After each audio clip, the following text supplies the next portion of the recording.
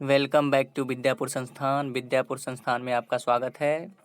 आज मैं इस वीडियो में 29 अगस्त रेलवे ग्रुप डी के सभी शिफ्ट फर्स्ट, सेकंड, थर्ड के क्वेश्चंस को लेकर आया हूं। तो बने रहिएगा इस वीडियो में अंत तक। सभी क्वेश्चन को मैं डील करने वाला हूं। तो देखते हैं आज का पहला क्वेश्चन है, पंचमढ़ी बायोस्फीयर रिजर्व किस राज्य में स्थित है? तो पंचमढ़ी बायोस्फीयर रिजर्व जो है वो मध्य प्रदेश में स्थित है। ठीक है, मध्य प्रदेश की राजधानी कहाँ है? भोपाल। यहाँ के सीएम है शिवराज सिंह चौहान। सबसे ज़्यादा है ना वन इसी राज्य में पाया जाता है। मध्य प्रदेश में सबसे ज़्यादा वन पाया जाता है। सबसे ज़्यादा शेड्यूल ट्राइब मतलब अनुसूचित जनजाति की जनसंख्या भी मध्य प्रदेश में ही पाई जाती है। ठीक है, भारत का पहला ड्रोन स्कूल मध्य प्रदेश के ग्वालियर में स्थापित किया गया है। इतना था मध्य प्रदेश के बारे में। अगला क्वेश्चन है क्वेश्चन नंबर 2। भेल की स्थापना कब हुई थी? तो भेल की स्थापना 1964 ईस्वी में हुई थी। ठीक है, अगला क्वेश्चन है वास्तविक जीडीपी किस पर गणना की जाती है? तो फैक्टर कॉस्ट पे वास्तविक जीडीपी की गणना की जाती है। अगला क्वेश्चन है क्वेश्चन नंबर 4। इनमें से किसकी क्रियाशीलता हाइड्रोजन से अधिक है? तो ऑप्शन में था aluminium, magnesium, sodium, zinc, nickel और पोटेशियम। ये सब के सब इस सब की क्रियाशीलता जो है वो हाइड्रोजन से अधिक है, क्योंकि धातु की क्रियाशीलता श्रेणी में देखेंगे तो सबसे ऊपर पोटेशियम, उसके बाद सोडियम, उसके बाद कैल्शियम, अल्युमिनियम, जिंक, कार्ब, ये सब है। तो ये सब उससे ऊपर ही है, हाइड्रोजन से ऊपर ही है। ठीक है, अगला क्वेश्चन है question number 5। Double displacement reaction से क्वेश्चन था।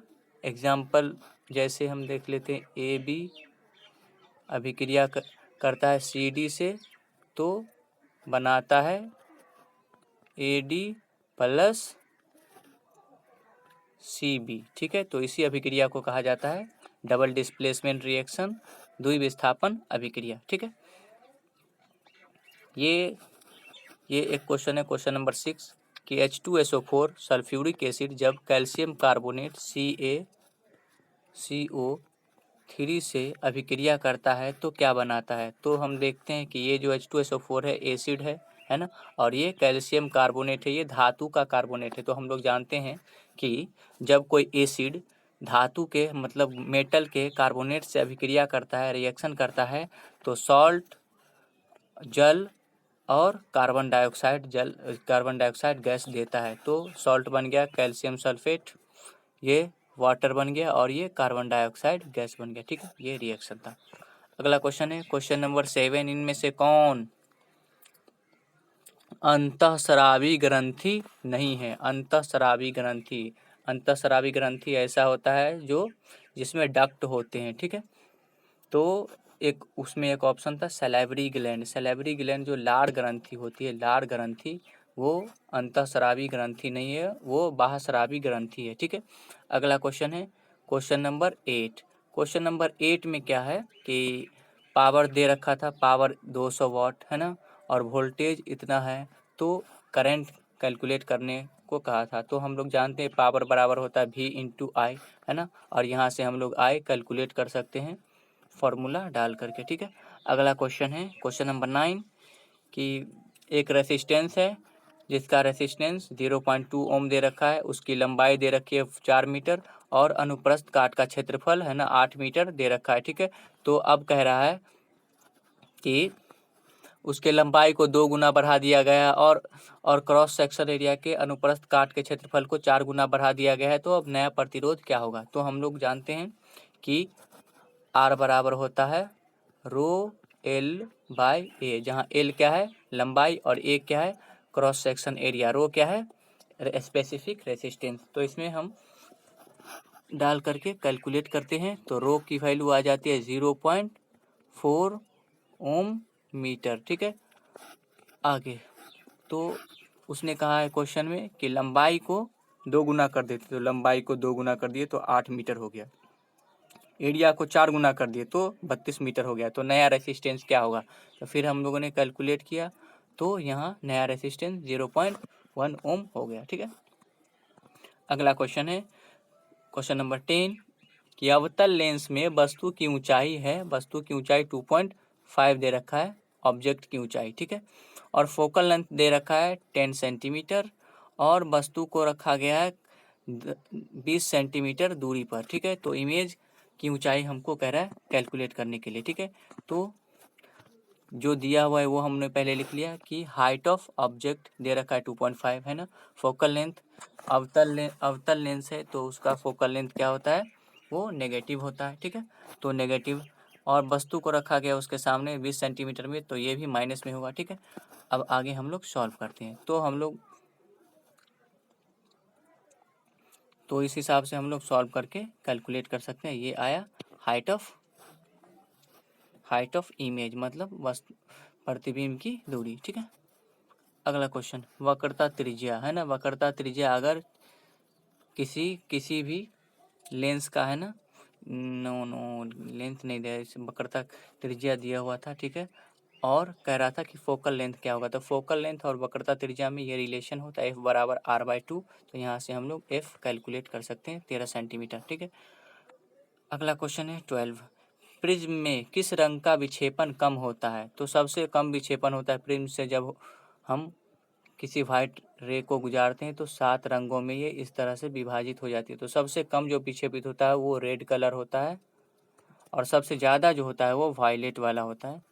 वायलेट कलर जो होता है, बैगनी किरण है ना, बैगनी प्रकाश, वो सबसे ज़्यादा विक्षेपित होता है। ठीक है, अगला क्वेश्चन है डायबिटीज किसकी कमी के कारण होता है? तो इंसुलिन हार्मोन की कमी के कारण डायबिटीज होता है। अगला क्वेश्चन है क्वेश्चन नंबर 14 नीति आयोग परमाणु मंत्रालय का अध्यक्ष कौन होता है? तो प्रधानमंत्री होते हैं इसके अध्यक्ष। ठीक है, अगला क्वेश्चन है स्विस ओपन बैडमिंटन चैंपियनशिप किसने जीता है? तो पीवी सिंधु जो इंडिया की हैं उन्होंने स्विस ओपन बैडमिंटन चैंपियनशिप को जीता है 2022 में। ठीक है, अगला क्वेश्चन महाराष्ट्र के महाबलेश्वर की पहाड़ी से कौन सी नदी निकलकर बंगाल की खाड़ी में गिरती है? तो ये नदी है कृष्णा, जो महाराष्ट्र के महाबलेश्वर से निकलती है। एक क्वेश्चन है कि कावेरी भी दक्षिण भारत की नदी है जो ब्रह्मगिरी की पहाड़ी से निकलती है। ठीक है, अगला क्वेश्चन है त्रिस्तरीय पंचायत राज व्यवस्था में क्या गलत है? तो त्रिस्तरीय में क्या होता है? ग्राम पंचायत होता है। ठीक है, और पंचायत समिति होता है, पंचायत समिति, और क्या होता है? एक होता है जिला परिषद, जिला परिषद। तो इन तीनों में से कौन? तहसीलदार है ना, त्रिस्तरीय पंचायती राज व्यवस्था में नहीं होता है। ठीक है, अगला क्वेश्चन है क्वेश्चन नंबर 18 नमक सत्याग्रह के बदले कौन सा आंदोलन चलाया गया था? तो नमक सत्याग्रह के बदले सविनय अवज्ञा आंदोलन चालू किया गया था। कब चालू किया गया था? तो नमक सत्याग्रह 22 मार्च 1930 में शुरू किया गया था महात्मा गांधी के द्वारा अपने साबरमती आश्रम से, और दांडी पहुंचे थे वो 13 अप्रैल 1930 ईस्वी में, और वहां पहुंच के नमक कानून को जैसे ही तोड़ा तो वहीं से सविनय अवज्ञा आंदोलन का शुरुआत हो गया। ठीक है, अगला क्वेश्चन गुजरात में कौन सी वन पाई जाती है? तो गिर वन गुजरात में पाई जाती है। अगला क्वेश्चन है विज्ञान अनुसंधान के क्षेत्र में नारायण प्रधान को कौन सा पुरस्कार दिया गया है? तो GD बिरला पुरस्कार दिया गया। ये कैवा नंबर का था? तो 31वां GD बिरला पुरस्कार दिया गया है किसको? नारायण प्रधान को, रिसर्च के क्षेत्र में। ठीक है, अगला क्वेश्चन है 2005 में शास्त्रीय भाषा की मान्यता किसे दी गई है? तो संस्कृत को 2005 में शास्त्रीय भाषा की मान्यता दी गई है। ठीक है, अभी कितने शास्त्रीय भाषा है? तो 8 हैं। ठीक है, अगला क्वेश्चन है मौलिक कर्तव्य को किस संवैधानिक संशोधन द्वारा जोड़ा गया? तो 42वें संवैधानिक संशोधन 1976 के तहत जोड़ा गया मौलिक कर्तव्य को हमारे भारतीय संविधान में। ठीक है, अब बात कर लेते हैं मौलिक कर्तव्य के बारे में। मौलिक कर्तव्य हमारे मूल संविधान में नहीं था, इसे 42वें संवैधानिक संशोधन 1976 के द्वारा जोड़ा गया स्वर्ण सिंह समिति के सिफारिश पर जोड़ा गया। ठीक है, जब जोड़ा गया था 1976 में तो केवल 10 मौलिक अधिकारों को, मौलिक कर्तव्य को ही जोड़ा गया था। बाद में 11वें मौलिक कर्तव्य को जोड़ा गया। 11वां मौलिक कर्तव्य को कब जोड़ा गया? 2002 में जोड़ा गया। ठीक है, तो अभी वर्तमान में मौलिक कर्तव्यों की संख्या कितनी है? तो 11 है। ठीक है, 11 है मौलिक कर्तव्यों की संख्या हमारे भारतीय संविधान में। मौलिक कर्तव्य को किस संविधान से लिया गया है? तो USSR के संविधान से मौलिक कर्तव्य को लिया गया है। ये सब हो गया मौलिक कर्तव्य के बारे में। आगे बढ़ते हैं। 23 नंबर क्वेश्चन है, सोडियम कार्बोनेट के बारे में कौन सा सही है? तो सोडियम कार्बोनेट जो है पानी के अस्थायी कठोरता को है ना, परमानेंट हार्डनेस को ख़त्म कर देता है। वाटर के परमानेंट हार्डनेस को सोडियम कार्बोनेट, इसे धोवन सोडा कहा जाता है। इसे धोवन सोडा ही, वाशिंग सोडा कहा जाता है सोडियम कार्बोनेट को। ठीक है, तो ये पानी के परमानेंट हार्डनेस को ख़त्म कर देता है। ठीक है, अगला क्वेश्चन है 24। पौधे रात में प्रकाश संश्लेषण की अनुपस्थिति में क्या उत्सर्जित करता है? तो कार्बन डाइऑक्साइड गैस उत्सर्जित करता है रात में पौधे। ठीक है, अगला क्वेश्चन है क्वेश्चन नंबर 25। N2 में कितने कोवेलेंट बाउंड है? तो N2 की रचना कैसे होती है? ये N एक दूसरे से ट्रिपल बाउंड से जुड़े होते हैं। और ये कितने बाउंड है? ट्रिपल बाउंड है। और ये सब के सब कोवेलेंट बाउंड है। तो कितने? 3 कोवेलेंट बाउंड से जुड़े हुए होते हैं। आंसर हो जाएगा 3। अगला क्वेश्चन है क्वेश्चन नंबर 26। रज पर्व कहाँ मनाई जाती है? रज पर्व कहाँ मनाई जाती है? तो उड़ीसा में रज पर्व मनाई जाती है। उड़ीसा की राजधानी कहाँ है? तो भुवनेश्वर। यहाँ के सीएम है नवीन पटनायक। ठीक है, उड़ीसा के बारे में और बता दूं कि उड़ीसा के तट को, उड़ीसा समुद्र किनारे पड़ता है यहाँ पे, तो उड़ीसा के तट को है ना उत्तरी सरकार तट या उत्कल तट कहा जाता है। उत्कल तट। ठीक है, अगला क्वेश्चन है question number 27। Newlands Octave rule कहाँ तक लागू होता है? तो परमाणु संख्या 20 तक न्यूलैंड ऑक्टेव रूल काम करता है, मतलब कैल्शियम तक काम करता है। कैल्शियम की परमाणु संख्या कितनी है? 20। तो परमाणु संख्या 20 तक, एटॉमिक नंबर 20 तक न्यूलैंड्स ऑक्टेव रूल काम करता है। न्यूलैंड के अष्टक नियम यहीं तक काम करता है, कैल्शियम तक। ठीक है, अगला क्वेश्चन है 28। इनमें से किसका प्रतिरोध सबसे अधिक है? तो एक ऑप्शन उनमें था लेड, तो लेड का है ना प्रतिरोध सबसे अधिक होता है। ठीक है, ऑप्शन के अनुसार। ठीक है, अगला क्वेश्चन है कंपोस्ट किसके द्वारा बनाया जाता है? तो कचरे के द्वारा। कचरे को सड़ा गला के है ना तो कंपोस्ट बनाया जाता है, खाद बनाया जाता है। इसे ऑर्गेनिक खाद कहा जाता है, ऑर्गेनिक कंपोस्ट कहा जाता है। तो अगर ये पूछ ले कि भारत का पहला ऐसा राज्य जो ऑर्गेनिक खेती करने वाला, ऑर्गेनिक राज्य है, कार्बनिक खेती करने वाला राज्य, तो सिक्किम है। सिक्किम पहला राज्य है जो ऑर्गेनिक खेती कर रहा है। ठीक है, अगला क्वेश्चन 30। हिंदू धर्म में पौधे का देवता कौन है? तो सोम देवता को पौधे का देवता, वन का देवता कहा जाता है। ठीक है, अगला क्वेश्चन है 31। विश्व स्वास्थ्य दिवस कब मनाया जाता है? तो 7 अप्रैल को विश्व स्वास्थ्य दिवस मनाया जाता है।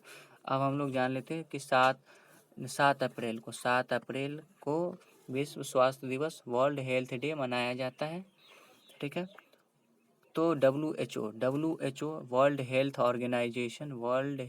ऑर्गेनाइजेशन की स्थापना हुई थी 7 अप्रैल 1948 को। 7 अप्रैल 1948 को WHO की स्थापना हुई थी। इसका हेडक्वार्टर कहाँ है?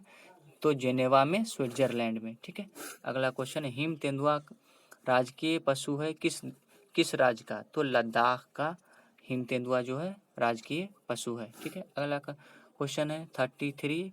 मौलिक कर्तव्य किस देश के संविधान से लिया गया है? तो USSR के संविधान से लिया गया है। मौलिक कर्तव्य के बारे में सारा फैक्ट मैंने पीछे ही कह दिया है। अगला क्वेश्चन है 34। IPL 2012 में कुल कितने टीम ने भाग लिया था?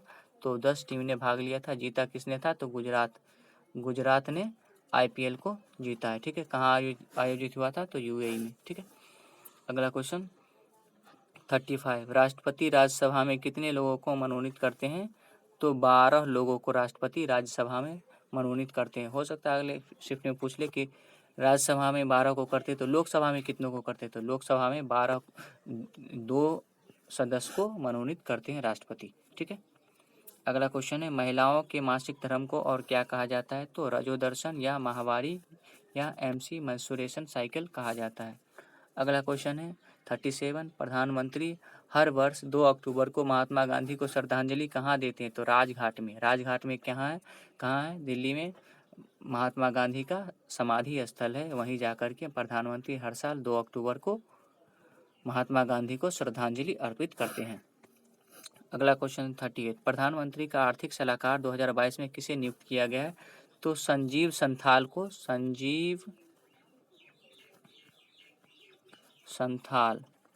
संजीव संथाल को प्रधानमंत्री का, है ना, आर्थिक सलाहकार नियुक्त किया गया है। तो ये जान लेते कि अभी भारत में मुख्य आर्थिक सलाहकार कौन है? मुख्य आर्थिक सलाहकार, चीफ इकोनॉमिक एडवाइजर कौन है? तो अनंत नागेश्वरम जी जो है अभी वर्तमान में चीफ इकोनॉमिक एडवाइजर है, मुख्य आर्थिक सलाहकार हैं। ठीक है। अगला क्वेश्चन है, पंचायती राज का मुख्यालय कहाँ है? तो हैदराबाद में इसका मुख्यालय स्थित है, पंचायती राज व्यवस्था का। ठीक है। अगला क्वेश्चन है कि C6H6 कौन से ग्रुप में आता है? C3 और H6 किस ग्रुप में आता है? तो ये अल्कीन ग्रुप में आता है। अल्कीन का सामान्य सूत्र क्या होता है? CnH2n। ठीक है। तो कार्बन जितना है हाइड्रोजन उसका दोगुना। तो हम यहाँ देख सकते हैं कि कार्बन 3 है और हाइड्रोजन है उसका दोगुना, मतलब 6 है। ठीक है। तो ये अल्कीन ग्रुप का हो गया। ठीक है। तो अब हम लोग जान लेते हैं अल्केन का क्या सामान्य सूत्र होता है। तो अल्केन का सामान्य सूत्र होता है CnH2n+2। ठीक है। अल्कीन का होता है CnH2n। ठीक है। और अल्काइन का होता है CnH2n-2। ठीक है। ये अल्काइन का सूत्र हुआ। ओके, आगे बढ़ते हैं। अगला क्वेश्चन है क्वेश्चन नंबर 41 कि विद्युत का प्रतिरोध सबसे अधिक किसमें होता है? तो ये एक ऑप्शन था नाइक्रोम में होता है। और नाइक्रोम किस में होता है? तो आयरन में। आयरन होता है ना, कपड़े में आयरन दे लेवा ना स्त्री, उसमें उसका जो तार होता है नाइक्रोम का बना होता है। तो अब ये भी जान लेते कि बल्ब का जो फिलामेंट होता है, बल्ब का जो फिलामेंट होता है वो किसका बना होता है? तो टंगस्टन के तार का बना होता है। और बल्ब में कौन सा गैस भरा होता है? तो आर्गन गैस भरा होता है। ठीक है। आर्गन गैस भरा होता है। अगला question number 42, Newlands Octave rule के बारे में क्या सही है? उसमें कुल तत्वों की संख्या जो थी वो 56 थी। ठीक है। हाइड्रोजन से लेकर के यहाँ तक। ठीक है। और कहाँ तक काम कर रहा था? तो ये कैल्शियम तक ही काम कर रहा था। कैल्शियम की परमाणु संख्या 20। ठीक है। एटॉमिक नंबर कैल्शियम की 20। ठीक है। Newland octave rule. अगला क्वेश्चन है, बेंजीन में कुल कितने डबल बाउंड है? तो बेंजीन का ये हम लोग देख सकते हैं संरचना, यहाँ एक डबल बाउंड है, यहाँ एक डबल बाउंड है, यहाँ एक डबल बाउंड है, तो 3 डबल बाउंड है। तो आंसर हो जाएगा 3। ठीक है। अगला क्वेश्चन, श्योक और नुब्रा नदी किसकी सहायक नदी है? तो सिंधु की सहायक नदी है। श्योक और नुब्रा नदी के पास ही चाइना और इंडिया के मिलिट्री में कॉन्फ्लिक्ट हुआ था 2020 में, है ना। अगला क्वेश्चन, पशुओं और खेतों की सिंचाई के लिए कौन सी प्रणाली अपनाई जाती है? तो जल संचय प्रणाली अपनाई जाती है और ये बिहार में अपनाई गई है। ठीक है। अगला क्वेश्चन, उत्तल लेंस की क्षमता 4 डायोप्टर है और वस्तु को 30 सेंटीमीटर की दूरी पर रखा गया है, तो आवर्धन ज्ञात करें, m ज्ञात करें। ठीक है। तो हम लोग जानते हैं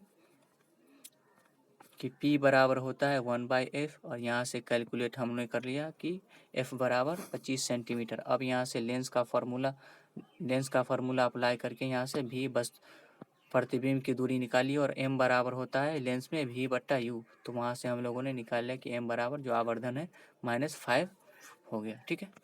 अगला क्वेश्चन नंबर 47 है क्वेश्चन नंबर।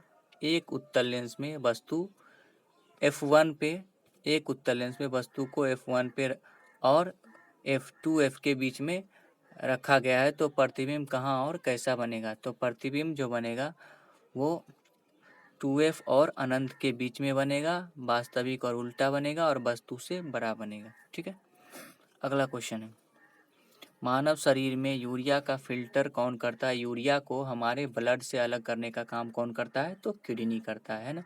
ये मुख्य उत्सर्जी अंग है किडनी। किडनी किसका बना होता है? तो नेफ्रॉन का बना होता है, नेफ्रॉन। ठीक है, नेफ्रॉन का बना होता है किडनी। ठीक है, काम क्या करता है? तो ब्लड को छानने का काम करता है, ब्लड में से यूरिया को छानकर अलग करता है और मूत्र में भेजने का काम करता है। ठीक है, अगला क्वेश्चन है कि जिंक ऑक्साइड का भी अभिक्रिया कराया गया है कार्बन के साथ, तो ये बनता है। तो ये किस तरह की अभिक्रिया है? तो इसमें किसका उपचयन हुआ है? ऑक्सीडेशन किसका हुआ है? तो ऑक्सीडेशन हुआ है मतलब ऑक्सीडेशन हुआ है कार्बन का, क्योंकि कार्बन में ऑक्सीजन जाके जुड़ गया है। यहाँ देखिए ऑक्सीजन आके जुड़ गया है, मतलब क्या कि ऑक्सीजन का जुड़ना क्या कहलाता है? ऑक्सीडेशन। और ऑक्सीजन का हटना, तो जिंक में से ऑक्सीजन हट गया, तो ऑक्सीजन का हटना क्या कहलाता है? रिडक्शन। ठीक है, तो ये तो पूछ रहा था किसका रिडक्शन हुआ है? तो जिंक ऑक्साइड का रिडक्शन हुआ है। और ये भी पूछा हुआ था कि ये किस प्रकार की अभिक्रिया है? तो वैसी अभिक्रिया जिसमें रिडक्शन और ऑक्सीडेशन दोनों हो, उस अभिक्रिया को रेडॉक्स रिएक्शन कहा जाता है। तो ये कौन सी रिएक्शन है? Redox reaction. अगला क्वेश्चन, क्वेश्चन नंबर 50 है ना। दो रेसिस्टेंस R1 R2 सीरीज में लगा हुआ है और 6 वोल्ट का बैटरी उससे लगा हुआ है। ठीक है, तो कैलकुलेट करना था कि यहाँ कितना करंट पास होगा। तो हम लोग जानते हैं इक्विवेलेंट रेसिस्टेंस सीरीज में लगा हुआ है, तो इस तरह से कैलकुलेट कर सकते हैं। उसके बाद ओम्स लॉ का नियम लगा के हम लोग करंट निकाले तो 1.2 एम्पियर आ गया। ठीक है, अगला क्वेश्चन है 51 कि दो रेसिस्टेंस से पैरेलल में जुड़ा हुआ है और एक बैटरी 10 वोल्ट से जुड़ा हुआ है, तो पूछ रहा था कि पावर कितना होगा। ठीक है, पावर। ठीक है, तो इक्विवेलेंट रेसिस्टेंस हम लोगों ने कैलकुलेट किया तो 10 ओम आया। ठीक है, आगे बढ़ते हैं। 10 ओम आया, तो यहाँ से हम लोगों ने आई कैलकुलेट किया कि इतना निकलेगा, 1 एम्पियर आई हो जाएगा ओम के नियम से। ठीक है, उसके बाद पावर का फॉर्मूला होता है, पावर बराबर होता है V इंटू आई। ठीक है, तो V का वैल्यू था 10 और आई का वैल्यू आया 1, तो पावर हो गया 10 वाट आंसर। ठीक है, अगला क्वेश्चन है 52, दूसरी पंचवर्षीय योजना में किस पर सबसे अधिक जोर दिया गया था? तो औद्योगिकरण पे सबसे ज़्यादा जोर दिया गया था। ठीक है, और पहली पंचवर्षीय योजना में किस पे ज़्यादा जोर दिया गया था? तो कृषि पे। ठीक है, अब हम लोग जान लेते हैं पहली और दूसरी पंचवर्षीय योजना के बारे में। पहली पंचवर्षीय योजना 1951 से 56 तक चला था और दूसरी वाला 1956 से 61 तक चला था। ठीक है, पहली पंचवर्षीय योजना हेराल्ड मॉडल पे आधारित था, हेराल्ड मॉडल पे आधारित था, और दूसरी पंचवर्षीय योजना PC महालनोबिस मॉडल पर आधारित था। ठीक है, अगला क्वेश्चन 52, शीशम और साल वृक्ष किस प्रकार के वन में पाए जाते हैं? तो उष्णकटिबंधीय पर्णपाती वन में शीशम और साल के वृक्ष पाए जाते हैं। अगला क्वेश्चन, मौलिक अधिकार अनुच्छेद 12 से कहाँ तक है? तो मौलिक अधिकार अनुच्छेद 12 से 35 तक है। किस भाग में? भाग है तीसरे भाग में है। और हम वर्तमान में मौलिक अधिकारों की संख्या कितनी है? 6। हमारे संविधान में मौलिक अधिकार की संख्या कितनी है? 6। मौलिक अधिकार को कहाँ से लिया गया है? तो USA के संविधान से हमारे संविधान में लिया गया है। ठीक है, अगला क्वेश्चन है क्वेश्चन नंबर 55, इंदिरा गांधी नहर किस राज्य से होकर के बहती है? तो राजस्थान में। ठीक है, राजस्थान में। और पूछे कि संसार का सबसे बड़ा नहर कौन है? तो यही नहर है, इंदिरा गांधी नहर। ठीक है, और ये बनाई कहाँ गई है? तो सतलज नदी से। और इसमें पानी कहाँ से आती है? तो सतलज नदी से। सतलज नदी है, सतलज नदी कहाँ है? तो सतलज नदी निकलती है तिब्बत के मानसरोवर के पास से और हिमाचल प्रदेश होते हुए ये पाकिस्तान में जाकर के सिंधु नदी से मिल जाती है। ठीक है, तो सतलज क्या है? सिंधु की सहायक नदी है। और इसी सतलज नदी से इंदिरा गांधी नहर में जल आता है और वो राजस्थान के सूखे राजस्थानी इलाके में जहाँ मरुस्थल है वहाँ पानी को पहुँचाया जाता है खेती के लिए। अगला क्वेश्चन है, ग्लूकोज का बैलेंस रिएक्शन करना था। तो ग्लूकोज का सूत्र होता है C6H12O6। इसका अभिक्रिया O के साथ कराया गया है, तो बनता है क्या? कार्बन डाइऑक्साइड बनता है और जल बनता है, ठीक है। तो इसको बैलेंस करना था, तो बैलेंस कर सकते हैं। यहाँ पे 6 दे देंगे, यहाँ पे 6 दे देंगे, यहाँ पे 6 दे देंगे, तो बैलेंस हो जाएगा, संतुलित हो जाएगा, है ना, संतुलित हो जाएगा। अगला क्वेश्चन है, लाड़ में कौन सा एंजाइम पाया जाता है? तो लाड़ में टाइलिन एंजाइम पाया जाता है और लाइसोजाइम पाया जाता है, दोनों एंजाइम पाया जाता है। तो ऑप्शन में था टाइलिन, तो टाइलिन सही आंसर होगा, ठीक है।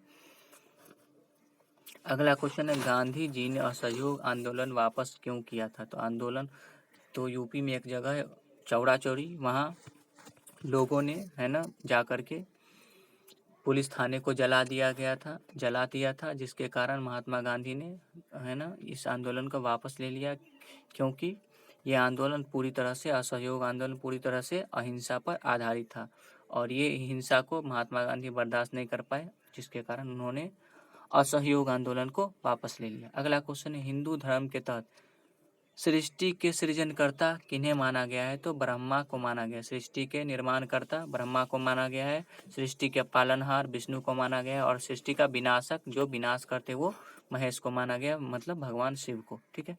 अगला क्वेश्चन 60, बिहार का शोक किस नदी को कहा जाता है? तो ये तो इजी है, कोसी नदी को कहा जाता है। और बंगाल का शोक दामोदर नदी को कहा जाता है।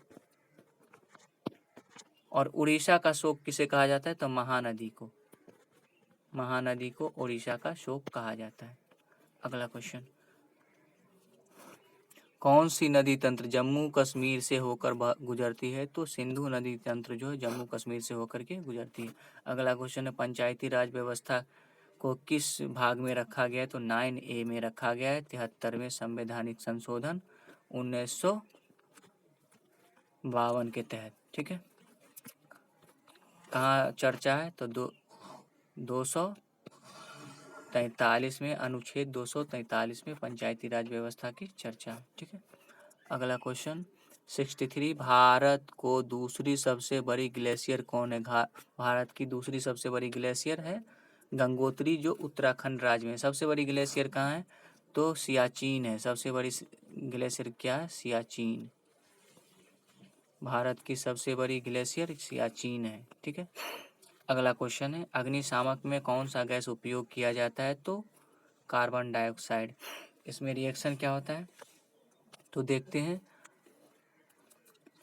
बेकिंग सोडा का अभिक्रिया H2SO4 से कराया जाता है, तो सोडियम सल्फेट बनता है, जल बनता है और ये कार्बन डाइऑक्साइड बनता है। यही कार्बन डाइऑक्साइड आग को बुझाने का काम करता है अग्निशामक में, ठीक है। अगला क्वेश्चन है, जिंक के साथ कॉपर सल्फेट को मिलाया जाता है तो क्या होगा? तो जिंक क्या करेगा? कॉपर को कॉपर सल्फेट से विस्थापित कर देगा, बना लेगा जिंक सल्फेट, ठीक है। ये किस तरह की अभिक्रिया है? तो सिंगल डिस्प्लेसमेंट है, सिंगल डिस्प्लेसमेंट रिएक्शन है ना, एकल विस्थापन अभिक्रिया है, क्योंकि जिंक ने कॉपर को विस्थापित कर दिया। अगला क्वेश्चन है, क्वेश्चन नंबर 66, भारत का प्रथम रोबोटिक टेक्नोलॉजी पार्क कहाँ खोला गया है? तो बेंगलुरु में खोला गया है, ठीक है। अगला क्वेश्चन ये आज का लास्ट क्वेश्चन है, इस्लाम धर्म के कुल कितने स्तंभ हैं? तो 5 पिलर्स है ना, 5 पिलर्स हैं इस्लाम में, ठीक है। तो इस्लाम धर्म के बारे में जान लेते हैं। इस्लाम धर्म के संस्थापक हजरत मोहम्मद थे। हजरत मोहम्मद का जन्म 570 ईस्वी में मक्का में हुआ था, ठीक है। इनकी मृत्यु 632 ईस्वी में मदीना में हुआ था। माता का नाम था याद नहीं, पिता का नाम अब्दुल्ला था, ठीक है। माता का नाम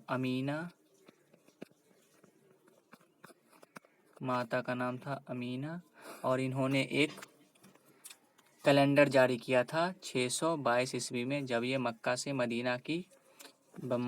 मदीना की यात्रा कर रहे थे, तो इन्होंने एक कैलेंडर जारी किया था जिसका नाम था हिजरी संवत, ठीक है। तो ये रहा आज का वीडियो, इसमें सारे क्वेश्चन को मैंने डिस्कस किया है। 29 अगस्त को आए हुए सारे क्वेश्चन को, शिफ्ट 1, सेकेंड और थर्ड के क्वेश्चन को डिस्कस किया है। आपको वीडियो अच्छा लगा हो तो लाइक, शेयर, कमेंट और सब्सक्राइब जरूर करेंगे। ओके।